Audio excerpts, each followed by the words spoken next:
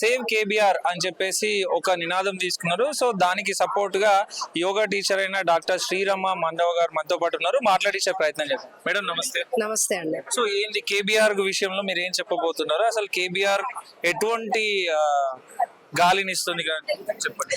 ఏమండి, save KBR అని ఏదైతే రాస్తున్నామో, frankly speaking, save our selves, మనల్ని మనం కాపాడుకోవడమే ఇది మేము చేసేది. ఒక చెట్టుని కాపాడడం అంటే చివరికి మనల్ని మనం కాపాడుకోవడమే. ఒక చెట్టు కూడా ఏ స్వార్థం లేకుండా ఫ్రెష్ ఎయిర్ ఇస్తోంది, పొల్యూషన్ ని అబ్జార్బ్ చేస్తోంది, నీడని ఇస్తోంది, వేడిని తగ్గిస్తోంది. ఎవరి కోసం చేయట్లా.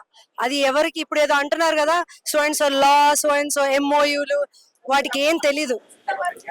అవి ఉండడమే మన అందరినీ ప్రొటెక్ట్ చేయడానికి ఉన్నాయి. సో అది ఏది అడగట్లేదు కదా అని వాటిని నరికేస్తే మనమే లాస్ అవుతున్నాం. అదే చెప్తున్నాం. సో సేవ్ కేబిఆర్ కాదు, save Hyderabad, save our self, save our health. ఇది నేను చెప్పాలనుకున్నది. సో చాలా మంది చాలా చాలా కరెక్ట్ ఇన్ఫర్మేషన్ ఇచ్చారు. నాకు అవంతా తెలియదు. ఆ నెంబర్స్, ఆ సైన్స్ నాకు అవంతా తెలియదు. బట్ నాకు తెలిసిందల్లా ఒకటే, చెట్టు ఉంటే చల్లగా ఉంటుంది, చెట్టు ఉంటే ఆరోగ్యం ఉంటుంది, చెట్టు ఉంటే వేరే జీవాలు కూడా హ్యాపీగా బతుకుతాయి. వేరే జీవాలు బాగున్నప్పుడే మనకి కూడా మంచి కర్మ వల్ల మనము హ్యాపీగా ఉంటాం. It's as simple as that.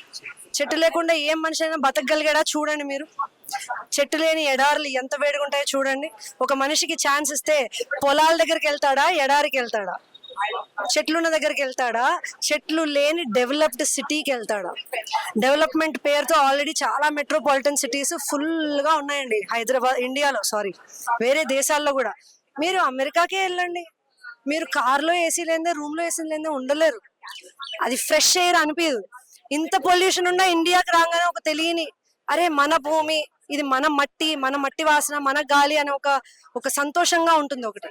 ఇప్పుడు అది కూడా తీసేద్దామని ట్రై చేస్తే అది ఫ్యూచర్ జనరేషన్స్ వాళ్ళు మనల్ని ప్రశ్నించడానికి మనం ఉండమేమో కానీ తిట్టుకుంటారు బాగా. సో ఇప్పుడు ఢిల్లీని చూసుకుంటే పొల్యూషన్ లో #1 ప్లేస్ లో ఉంది ఇండియాలో.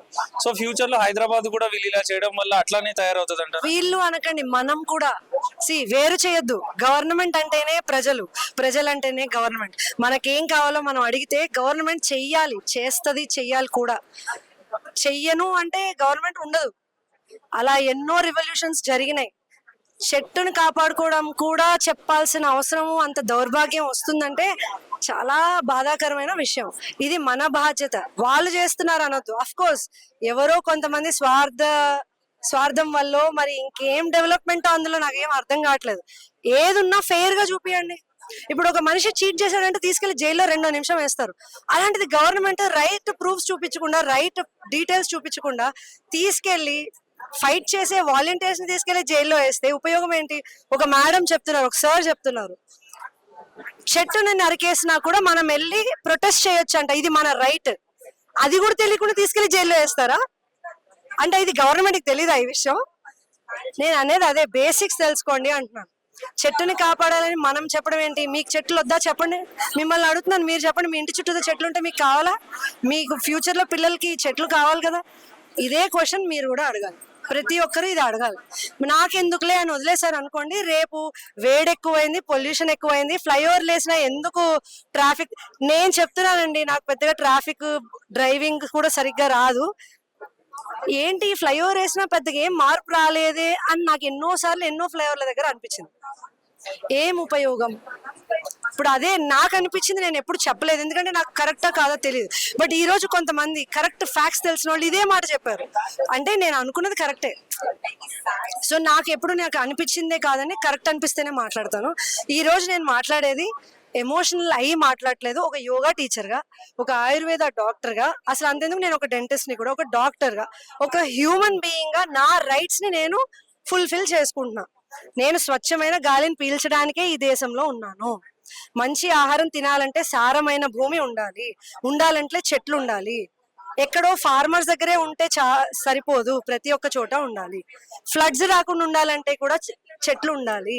ఇదంతా బేసిక్ నాలెడ్జ్, బాటనీలో, సైన్స్ లో చెప్పిన బేసిక్ ఇన్ఫర్మేషన్.